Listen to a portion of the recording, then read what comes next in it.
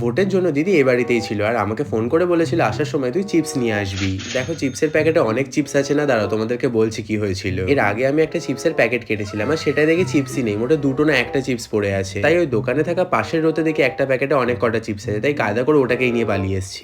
10 টাকা দিয়ে 20 টাকা চিপস খেলাম আজকে। সন্ধ্যাবেলা দিদির ইচ্ছা হয়েছিল ফুচকা খাবার, তাই জন্য এখন আমরা সবাই ছাতা মাথা দিয়ে বেরিয়ে পড়েছি। যদিও তখনও খুব জোরে বৃষ্টি পড়ছিল না, তাও সেফটি পারপাস নিয়ে বেরোনো হয়েছিল। সবাই মিলে হাঁটতে হাঁটতে চলে গেলাম ফুচকা কাকুর কাছে। গিয়ে সবে ফুচকা খাওয়ার জন্য লাইন দিয়েছি তখনই নেচার এমন মারলো চড় উঠলো ঝড়। আমার বাড়ির এখানে একটা কোকিল থাকে যার থাকার কোনো পারপাস নেই, আমি যখনই ভয়েস ওভার দিতে শুরু করি ও তখনই ডাকে। কি নেশা টেশা করে নাকি? যাই হোক, আবার টপিকে ফিরে আসা যাক। একই জায়গায় দাঁড়িয়ে থেকে থেকে বিরক্ত হয়ে যাচ্ছিলাম, তাই জন্য ভাবলাম একটু বাজার পরিদর্শনে বেরোবো। অনেকক্ষণ দাঁড়িয়ে থেকেও বৃষ্টি খুব একটা কমেনি, তাই জন্য কপালে আর ফুচকা জুটলো না। কি আর করা যাবে, অল্প বৃষ্টিতেই আমাদের এখানে জল জমে নদী হয়ে যায়, তাই জন্য এখন হাতে চাউমিন নিয়ে নদী পেরিয়ে যাচ্ছি। তাই সবাই মিলে এখন চাউমিন নিয়ে বসে পড়েছি টিভির সামনে মুভি দেখার জন্য। তো চলো তোমরা গেস করে এখন বলো আমরা কোন মুভিটা দেখছিলাম।